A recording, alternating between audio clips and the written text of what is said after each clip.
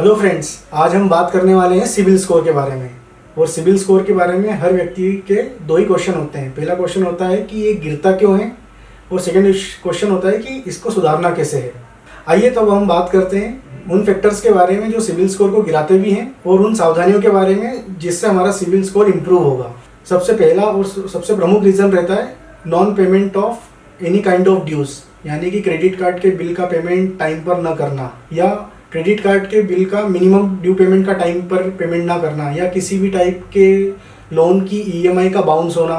इन कारणों से आपका सिबिल स्कोर बहुत जल्दी नीचे की साइड में गिरता है। और सिबिल स्कोर को सुधारने के लिए आपको कुछ सावधानियां रखनी है, जैसे कि आपको आपके क्रेडिट कार्ड के ड्यूज का पेमेंट हमेशा टाइम पर करना है। आपने किसी भी टाइप की एनबीएफसी से कोई लोन लेके रखा हुआ है, गोल्ड लोन हो या अनसिक्योर्ड लोन हो या पर्सनल लोन हो या कोई बाइक लोन हो, कार लोन हो, या किसी भी फाइनेंशियल इंस्टीट्यूशन से किसी भी टाइप का लोन लेके रखा हो, तो उसका पेमेंट हमेशा ड्यू डेट पर करें। अब ड्यू डेट कब रखें? जनरली बैंक्स आपकी ड्यू डेट्स को सेट करते हैं 3 तारीख, 4 तारीख या 5 तारीख या 6, 7, 8 को। तो आपको ध्यान रखना है कि इन ड्यू डेट्स को हमेशा 10, 12 या 15 तारीख के बाद में रखो। ऐसा क्यों? क्योंकि जो एम्प्लॉइज हैं, कुछ कंपनीज हमें कभी 7 तारीख को पेमेंट करती है, कुछ ही कंपनीज 10 तारीख को पेमेंट करती है, कुछ ही कंपनीज तो एडवांस में भी पेमेंट कर देती है। तो क्या होता है कि यार खुदा ना खास्ता किसी मंथ में यदि इनकी आपकी सैलरीज लेट आई, तो क्या होगा कि आपकी यदि ईएमआई की डेट ही आ रही है 5 तारीख, तो वो ईएमआई बाउंस हो जाएगी, क्योंकि आपके अकाउंट में पेमेंट ही नहीं है। तो कोशिश करो कि जिस तारीख को आपकी सैलरी आती है उसमें प्लस 5 दिन, और उसके बाद में अब आपकी ईएमआई की ड्यू डेट सेटल करो। सेकंड इशू ये है कि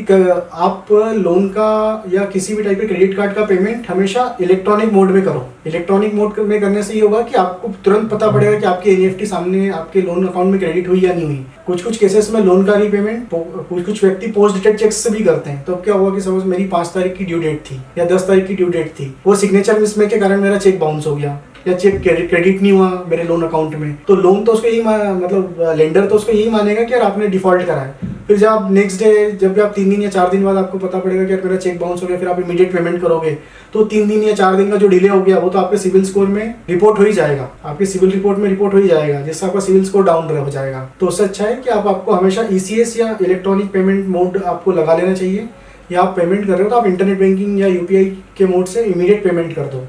सिबिल स्कोर गिरने का एक दूसरा बहुत अच्छा कारण है कि हम एक ही टाइम पे हमारी रिक्वायरमेंट से ज़्यादा बहुत सारे लोन अप्लाई कर देते हैं। जैसे कि यंगस्टर्स में देखा गया है कि सपोज मुझे एक क्रेडिट कार्ड चाहिए, मेरे पास में एक क्रेडिट कार्ड है, इसमें कुछ स्पेसिफिक बेनिफिट्स हैं, और मेरा फ्रेंड या कोई मेरा कलीग मुझे बता रहा है कि या क्रेडिट कार्ड और अप्लाई कर लो और इसमें ये बेनिफिट हो रहा है। तो मतलब मार्केट में तो 1760 क्रेडिट कार्ड्स हैं, और सारे क्रेडिट कार्ड्स में अपने अपने अलग अलग बेनिफिट्स हैं। तो ऐसा तो है नहीं कि भैया हम सारे क्रेडिट कार्ड लेके बैठ जाएं। बहुत सारे क्रेडिट कार्ड्स या बहुत सारे अनसिक्योर्ड लोन्स या बहुत सारे पे लेटर वाले ऑप्शंस जो अभी मार्केट में आ गए हैं, जैसे लेजी पे, सिंपल या फिर 1/3 यूनी, बहुत सारे अननेसेसरी लोन्स हमको नहीं लेना है। बहुत सारी लोन एप्लीकेशन अप्लाई करने से हमारा सिबिल स्कोर डाउन होता है, और एक ही टाइम पर भी यदि हम बहुत सारे लोन्स अप्लाई कर रहे हैं तो उससे भी हमारा सिबिल स्कोर डाउन होगा, उससे भी हमारा क्रेडिट स्कोर डाउन होगा, क्योंकि ये हमारी एगरनेस को, हमारी उत्सुकता को बताता है कि यार आज हमारे पास में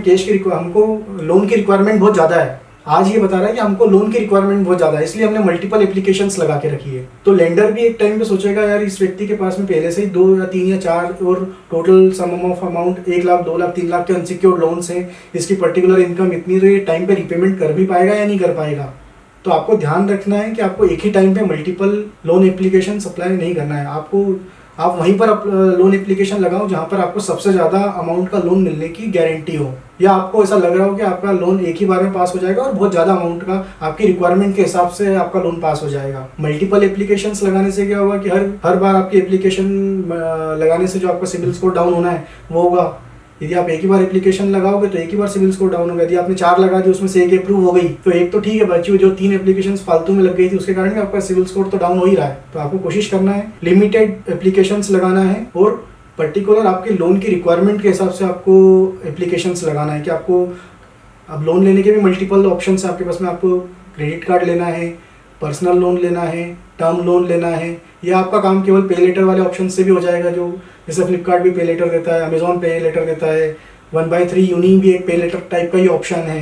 अल्टीमेटली कंक्लूजन में मैं ये बोलना चाहूँगा कि आपको लोन एप्लीकेशंस बहुत ज़्यादा नहीं लगाना है, बहुत फ्रिक्वेंटली नहीं लगाना है, और एक ही टाइप की मल्टीपल एप्लीकेशंस नहीं लगाना है। यदि आप किसी कंपनी में डायरेक्टर हो या आप किसी पार्टनरशिप फर्म में पार्टनर हो और आप उस पर्टिकुलर कंपनी या पार्टनरशिप फर्म में किसी भी टाइप का लोन ले रहे हो, जैसे कि आपने या तो कार लोन ले रहे हो या सिक्योर्ड लोन ले रहे हो या किसी टाइप का अनसिक्योर्ड लोन ले रहे हो, और उस लोन का रीपेमेंट किसी भी कंडीशन में बाउंस होता है, तो इसी दशा में आप सभी पार्टनर, सभी डायरेक्टर्स का क्रेडिट स्कोर इस लोन से इफेक्ट करेगा।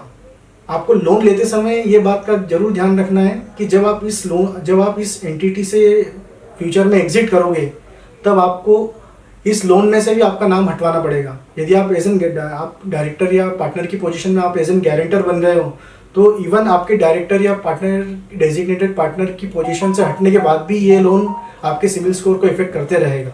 और क्रेडिट रिपोर्ट चेक करने के लिए मैंने लिंक्स डिस्क्रिप्शन में दे दिए, आप वहाँ से जाकर आपका क्रेडिट रिपोर्ट चेक कर सकते हैं।